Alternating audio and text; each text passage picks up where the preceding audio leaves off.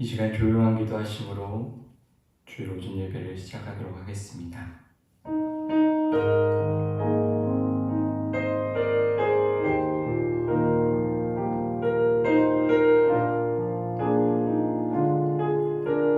내가 여호와께 바라는 한 가지 일, 그것을 구하리니 곧 내가 내 평생에 여호와의 집에 살면서 여호와의 아름다움을 바라보며 그의 성전에서 사모하는 그것이라. 여호와께서 환난 날에 나를 그의 초막 속에 비밀히 지키시고 그의 장막 은밀한 곳에 나를 숨기시며 높은 바위 위에 두시리로다. 아멘. 이 시간 함께 찬송가 549장 함께 부르시겠습니다. 찬송가 549장입니다.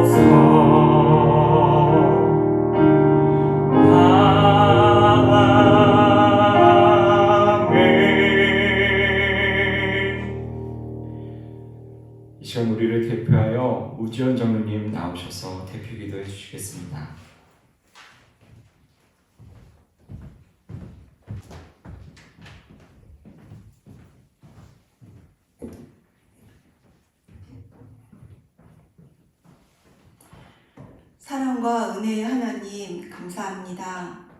오늘은 아버지 사랑하시는 형제자매들 한자리에 모이지 못하고 각자 처소에서 가정에서 예배를 드리게 되었습니다. 그럼에도 감사합니다. 함께 모이지 못하는 것은 안타깝지만 영상으로라도 말씀을 듣고 또 주의를 지킬 수 있도록 예배하게 하시니 감사합니다. 아버지, 저희들은 인간의 힘으로는 능력으로는 할 수 없는 것들을 능히 가능하게 하는 많은 기계들을 가졌습니다. 아픈 곳을 치료하고 생명을 영장할 수 있는 의술도 있습니다. 그리고는 마치 세상의 모든 것들 위에 군림한 교만한 지배자처럼 강팍하고 이기적인 오만함으로 살아왔습니다. 그런데 오늘은 그 보이지도 않는 작은 바이러스 때문에 우리는 두려워 문 밖을 나서지도 못하고 있습니다. 혹여나 전염이 될까봐 전전긍긍하며 이웃을 불신하고 서로 반목하기도 하고 미워하기까지 하였습니다. 진실로 나약하고 허랑한 백성임을 고백합니다. 진실로 죄 많은 백성임을 고백합니다. 바라옵기는 이 어려운 환난 가운데 눈물로 엎드려 기도하게 하시고 진심으로 회개하기를 원하오니 욥이 그러했던 것처럼 하나님만 믿고 의지하며 믿음을 잃지 않는 저희들이 될 수 있도록 주여 함께하여 주시옵소서. 지금은 모일 수 없더라도 각자의 처소에서 형제자매를 위로하며 중보하게 하시옵고 더욱더 말씀을 사모하게 하시옵고 한 마음으로 나라와 민족을 위하여 기도하게 하여 주시옵소서. 아버지, 부디 저희를 긍휼히 여기시어 함께 예배하며 함께 찬송하며 함께 교제할 수 있는 날이 속히 올 수 있도록 도와주시옵소서. 세상의 모든 작은 것 하나일지라도 하나님 선하신 계획 안에 있음을 믿습니다. 지금은 힘들고 고난스러울지라도 주님 주신 평안을 소망하며 믿음의 삶을 살 수 있기를 기도합니다. 예수님께서 가르쳐 주신 사랑을 실천하여 저희가 드러내는 모든 선행과 올바름으로 하나님께서 온전한 영광을 받기를 간절히 바라옵니다. 생명나무 교회를 사랑하시는 아버지, 우리 형제들을 지금의 병마로부터 잘 지켜주시옵고 고난의 시기를 잘 넘기어서 더 튼튼하고 더 강한 교회로 거듭날 수 있도록 인도하여 주시옵소서. 특별히 이 어려운 고난 가운데 성도 한 사람 한 사람을 위하여 간절히 기도하는 담임 목사님을 기억하여 주시옵소서. 아버지, 그를 영육간에 강건히 붙들어 주시어서 감당해내야 할 것들을 담대히 이루어낼 수 있도록 능력과 지혜를 더하여 주시옵소서. 또한 우리 지방 감리사로서 지방의 각 교회들이 이 어려운 시기를 잘 이겨낼 수 있도록 리더로서 잘 지도할 수 있도록 주님의 종으로 합당하게 사용해 주시기를 간절히 기도드립니다.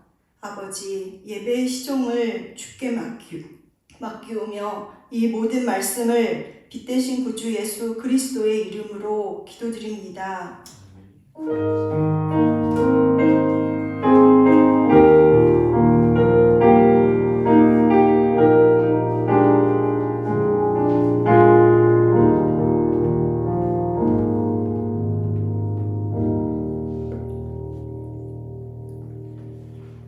이 시간 우리에게 주시는 하나님의 말씀은 누가복음 14장 1절부터 6절까지의 말씀입니다. 누가복음 14장 1절부터 6절까지의 말씀입니다.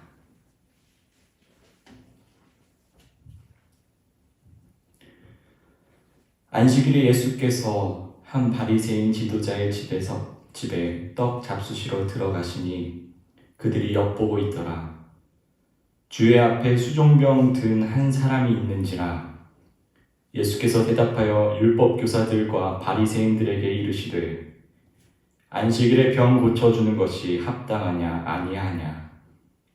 그들이 잠잠하거늘 예수께서 그 사람을 데려다가 고쳐 보내시고 또 그들에게 이르시되 너희 중에 누가 그 아들이나 소가 우물에 빠졌으면 안식일에라도 곧 끌어내지 않겠느냐 하시니 그들이 이에 대하여 대답하지 못하니라. 아멘. 이 시간 최종욱 담임 목사님 나오셔서 안식일에 병 고쳐주는 것이 옳으냐라는 제목으로 말씀 전해주시겠습니다.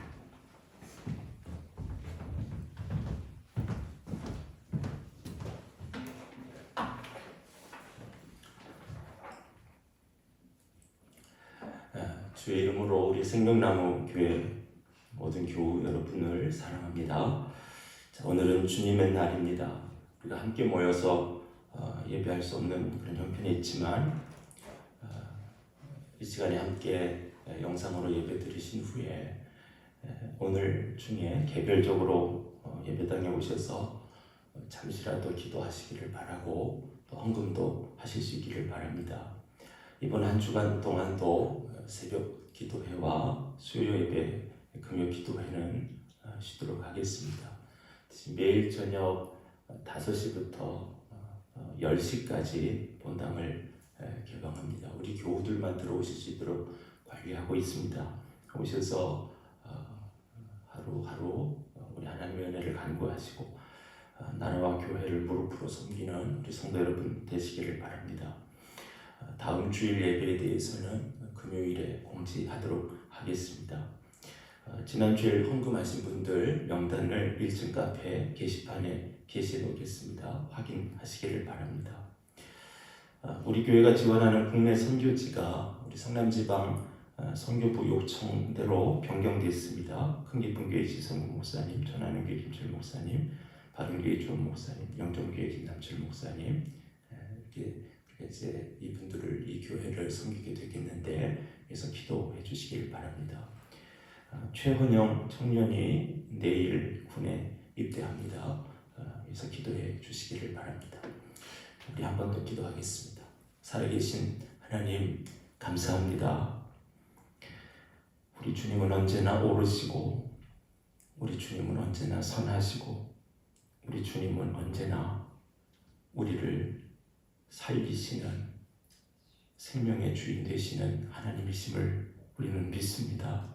거룩하신 하나님, 이 시간도 정말 함께 모여 예배하지 못하여 마음을 조이는 주의 사랑하는 자녀들, 그들을 주께서 긍휼히 여겨주시기를 간절히 소원합니다. 이 나라에 행되어지고 있는 악한 질병이 하루속히 물러나게 해주시고 거룩하신 하나님, 다시 한번 이 나라에 하나님을 예비하는 자들의 뜨거운 함성이 매 주일마다 세우신 교회에서 울려 퍼질 수 있도록 은혜를 베풀어 주시기를 간절히 사모합니다. 하나님, 이 시간 우리가 하나님의 말씀에 귀를 기울이며 주의 뜻을 헤아리기를 원합니다. 우리 안에 말씀하여 주옵시고 성령의 놀라우신 은혜로 하늘의 지혜를 사모하는 마음으로 듣게 하셔서 하나님 말씀을 밝게 깨닫고 마음에 새기는 귀한 시간 될 수 있도록 역사하여 주옵소서. 예수 그리스도의 이름으로 기도드리옵나이다. 아멘.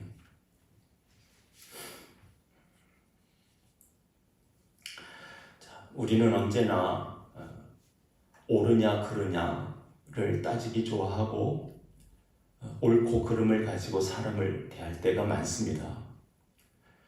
그러나 하나님은 우리를 옳고 그름으로 대하지 않으시죠. 하나님은 오직 긍휼과 자비로 우리를 대하십니다. 만약에 하나님이 우리를 옳고 그름을 가지고 대하신다면, 우리에게 옳고 그름의 잣대를 가져다 대신다면, 그러면 우리 중에 살아남을 자는 아무도 없습니다. 사람 중에 옳은 자는 없기 때문에 그렇습니다. 비교적 옳은 사람은 있어도 완전하신 하나님의 기준에 맞을 만큼 절대적으로 옳은 사람은 이 세상에 단 한 사람도 없습니다.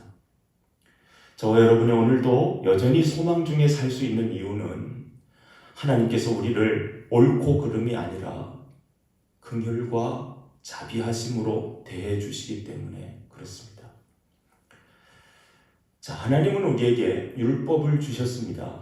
율법은 무엇이 옳은지, 무엇이 그른지를 담고 있는 법입니다. 그것도 인간의 기준이 아니라 하나님의 기준에서 보셨을 때 무엇이 옳고 무엇이 그른 것인가 하는 것을 담고 있는 것이 율법이죠. 하나님이 이러한 율법을 우리에게 주셨습니다. 하지만 하나님은 우리를 그 율법으로 다스리지 않으셨습니다. 우리에게 율법은 주셨지만 정작 우리를 다스리신 법은 율법이 아니라 사랑의 법이었고 긍휼의 법이었습니다. 그러실 거면 뭐하러 율법을 주셨나? 여러분 분명히 기억하십시오. 하나님이 우리에게 율법을 주신 이유는 우리는, 저와 여러분은 하나님의 긍휼이 필요한 존재라는 것을 알게 하시려고 주신 것입니다. 옳은 게 무엇이고 그른 게 무엇인지 명확하게 드러나 있는 법을 우리에게 주시고 그 법대로 행하라. 옳고 그른 대로 잘 분별해서 행하라 하신 것은 너 자신이 얼마나 그른 사람인지, 너 자신이 얼마나 잘못되어 있는 존재인지 너 스스로 확인하라, 그런 뜻이었습니다. 자, 생각해 보십시다. 우리가 하나님의 법을 배우면 뭘 알게 되느냐 하면 죄가 뭔지, 뭐가 죄인지 그것을 알게 돼요. 하나님의 법을 배우면 그게 죄였구나 하는 걸 알게 돼요. 그래서 로마서 7장 7절에 이렇게 말씀합니다. 율법으로 말미암지 않고는 내가 죄를 알지 못하였으니 곧 율법이 탐내지 말라 하지 아니하였더라면 내가 탐심을 알지 못하였으리라. 자, 보세요. 탐심이라는 건 뭐냐 하면 자기만 알고 자기만 위해서 사는 마음을 탐심이라고 말합니다. 그런데 그게 죄래요. 자기만 위해서 사는 게 죄라고 그래요. 우리는 그게 죄인 줄 몰랐습니다. 내가 나를 위해 사는 게 죄라. 이걸 몰랐어요. 살인하고 도둑질하고 사기치고 간음하고 술 마시고 담배 피고 그런 것만 죄인 줄 알았죠. 남을 해쳐야 죄지. 남을 해치는 것도 아니고 그냥 나를 위해서 산다는데 그게 왜 죄야? 우리는 그렇게 생각했습니다. 그러나 그게 죄라는 것을 우리는 율법을 통해서 알게 된 것입니다. 율법이 그런 역할을 하는 거예요. 우리 안에 숨어있는 죄, 나도 모르는 내 안에 어느 구석에 마치 죄가 아닌 것처럼 위장하고 숨어있는 죄들을, 그 죄들을 다 밝혀내는 소위 죄 탐지기가 율법입니다. 하나님이 우리에게 율법을 주신 목적은 내 안에 그렇게 숨어있는 죄를 찾아내라는 거예요. 우리는 율법을 가지고 내 안에 숨어있는 죄를 찾아내야 돼요.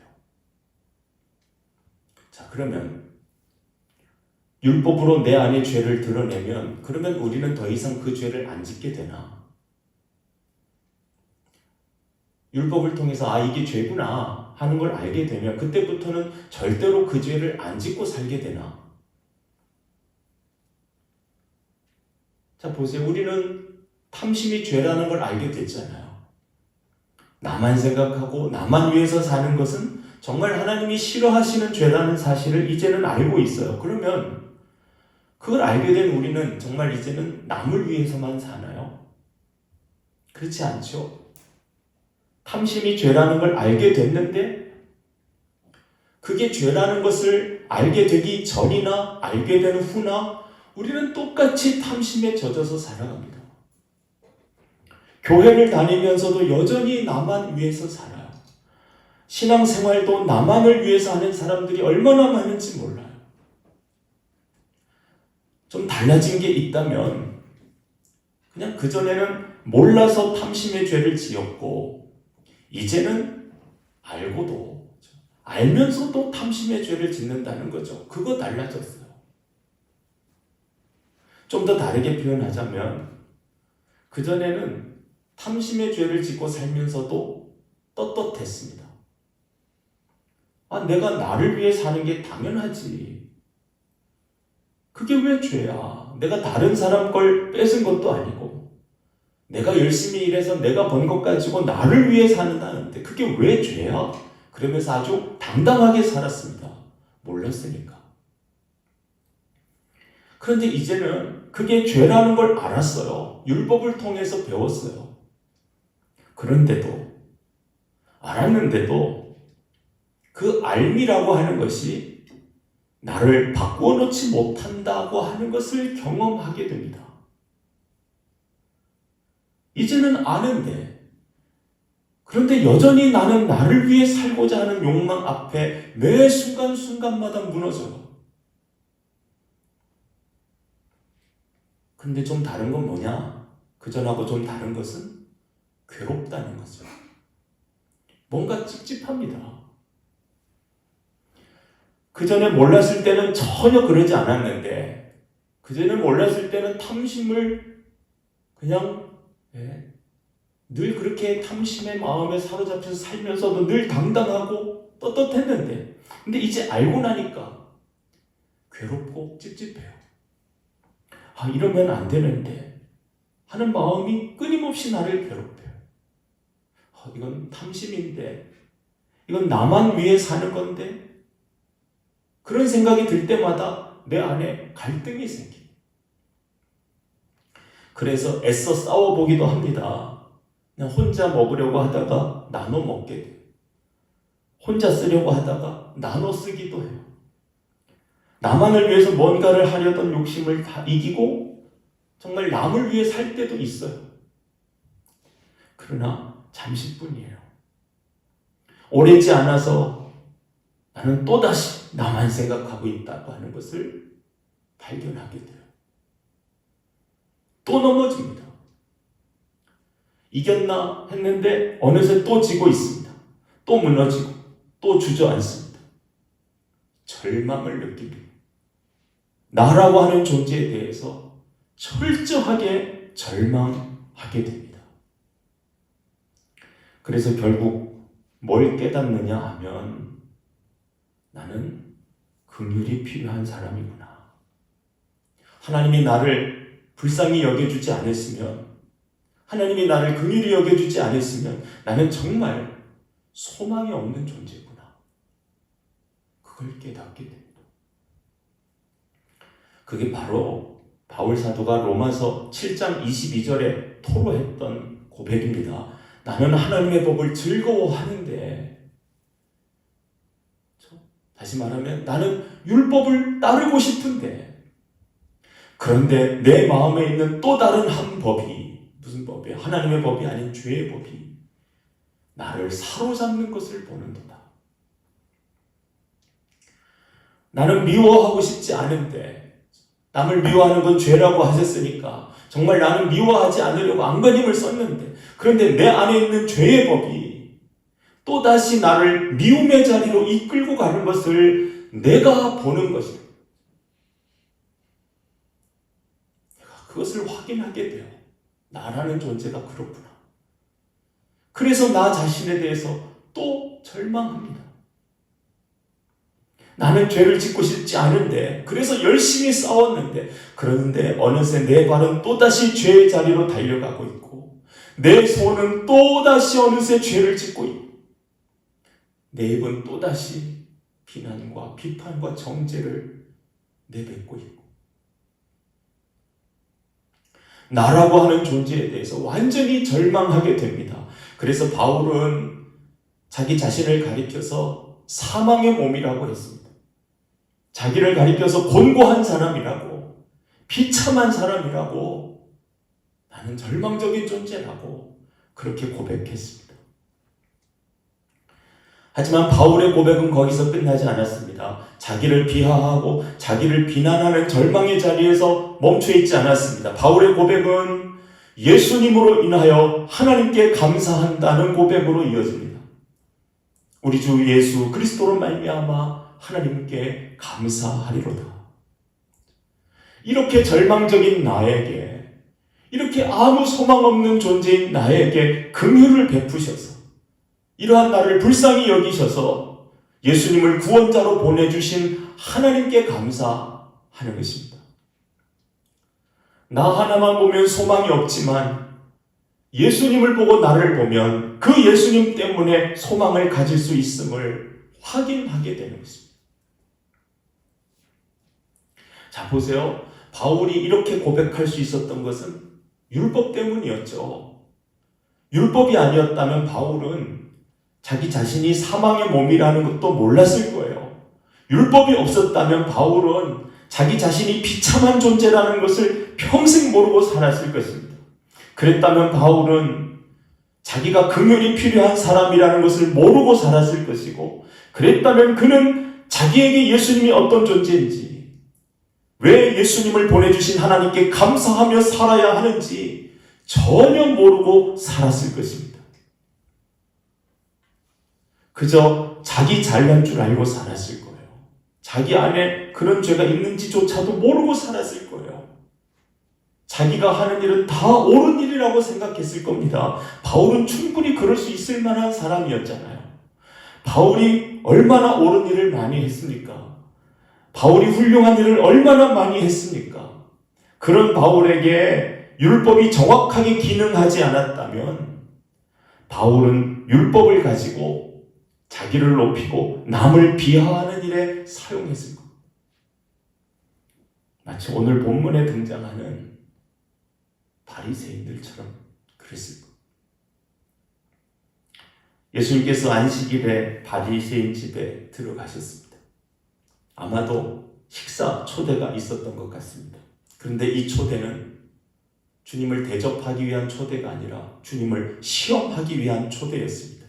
바리새인과 율법 교사들이 안식일에 예수님을 초대해 놓고 잘 엿보고 있다가 주님 앞에 턱하니 병든 사람을 데려다 놓는 것입니다. 그리고는 예수님께 물었습니다. 이 병든 자를 고칠 수 있겠습니까? 그들의 질문의 의도는 고칠 수 있느냐 없느냐 능력을 묻는 질문이 아니라 안식일에 병 고치는 행위가 옳으냐 그르냐를 묻는 옳고 그름에 대한 질문이라고 하는 사실을 주님은 아셨습니다. 그래서 예수님이 대답하시는 것으로 물으셨습니다. 안식일에 병 고쳐주는 것이 합당하냐 아니냐. 그러면서 주님은 그 병자를 고쳐주셨습니다. 그리고 말씀하시기를 너희 중에 너희 아들이나 소가 우물에 빠졌다면 안식일이라고 해서 아들이나 소를 건져내지 않고 죽게 내버려 둘 자가 있느냐? 반문하셨습니다. 자, 법으로 보자면 안식일에 의료 행위를 하는 것은 잘못입니다. 옳지 않습니다. 물론 우리가 정확하게 따지자면 이 법은 하나님의 법은 아니죠. 이 법은 유대교에서 만들어낸 소위 장로의 유전, 장로의 전통입니다. 그러나 어쨌든 당시 그 사회에서 이 법은 하나님의 법으로 통용이 되고 있었고, 그러므로 이 법으로 본다면 바리새인들이 옳다는 것입니다. 예수님이 틀리셨습니다. 적어도 종교의 형식으로 본다면 지금 이 장면에서 바리새인들은 종교의 형식을 지킨 것이고 예수님은 그것을 어기신 것입니다. 근데 여러분, 정말 무서운 것은 하나님의 법대로 산다고 하는 열심히 있는 자들, 그래서 옳은 자리에 서 있는 자들은 자칫 잘못하면 자기의 옳음을 다른 사람의 그름과 차별화하고, 그래서 그런 사람들을 비판하고 또는 정죄하는 것으로 자기 신앙의 우월함을 확인하려고 한다는 것입니다. 율법을 잘못 사용하기 때문에 그렇습니다. 하나님은 다른 사람의 옳고 그름을 판단하라고 율법을 주신 것이 아닙니다.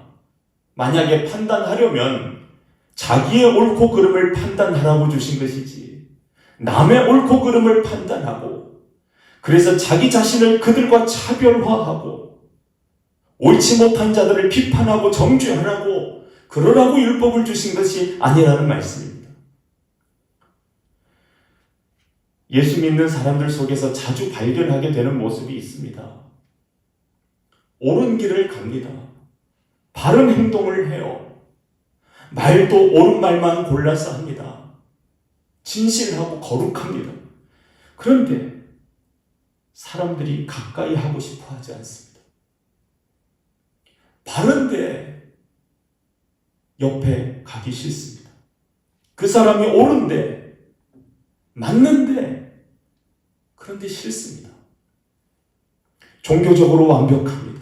술도 안 마십니다. 담배도 안 피웁니다. 모든 예배에 성실하게 참여합니다. 그런데 이상하게도 바로 그가 사람들이 하나님 앞에 나아가는 길을 막습니다. 왜 그럴까요? 그는 자기도 모르는 사이에 옳지 못한 다른 사람들을 비하하는 방법으로, 옳지 못한 다른 사람들을 정죄하는 방법으로 자기의 정당함을, 자기의 옳음을 드러내고자 하기 때문에 그렇습니다. 그는 모르는 것입니다.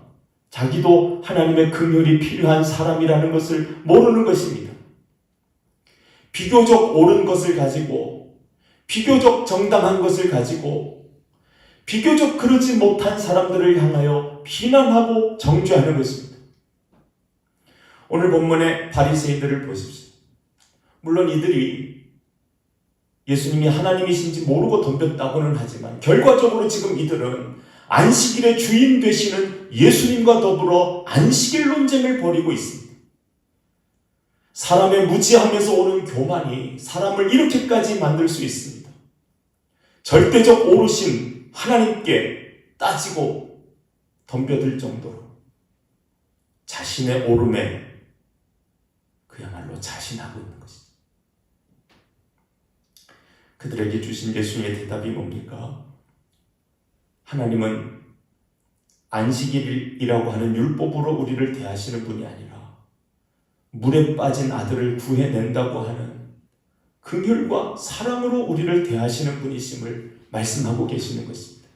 그런데 바리새인들은 법대로 하자는 겁니다. 하나님이 정말 법대로 대하신다면 아무도 살 자가 없다는 사실을 전혀 깨닫지 못하고 있는 거죠. 여러분, 우리가 옳아야 합니다. 우리가 발라야 합니다. 우리가 정당해야 합니다. 그러나 우리가 아무리 옳고 아무리 바르고 아무리 정당해도 우리도 역시 하나님의 긍휼이 필요한 자들인 것을 인정하셔야 합니다. 우리가 하나님 앞에서 나 자신도 긍휼이 필요한 자라는 것을 깨닫게 된다면 내가 하고 있는 어떤 일 때문에, 내가 행하고 있는 어떠한 법 때문에 그 일을 하지 못하고 있는 다른 사람들을 정죄하지 않아요. 여러분, 잘못하면 우리의 신앙이, 우리의 열심이 다른 사람을 죽이는 신앙, 다른 사람을 죽이는 열심이 될 수 있습니다. 내가 무언가를 하고 있다는 것 때문에 그것을 하지 못하고 있는, 혹은 그것을 하지 않고 있는 그 누군가를 비난하고 정죄하면서 그 사람을 죽이려고 하게 됩니다. 우리 머릿속에는 항상 그게 있어요. 나는 옳은데, 내가 옳은데.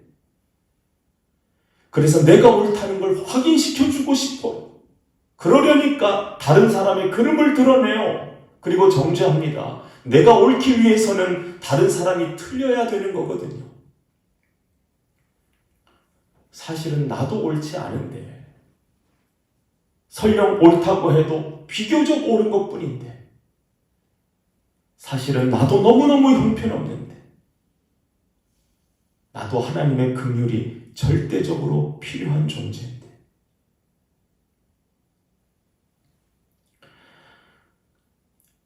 우리도 바울이 그랬던 것처럼 율법을 다른 사람이 아닌 나 자신에게 가져다 대고, 다른 사람의 잘못만 보기보다 내 잘못도 들여다보고, 다른 사람을 비난하기에 앞서서 내 안의 더러움을 먼저 찾아낼 수 있기를 바랍니다.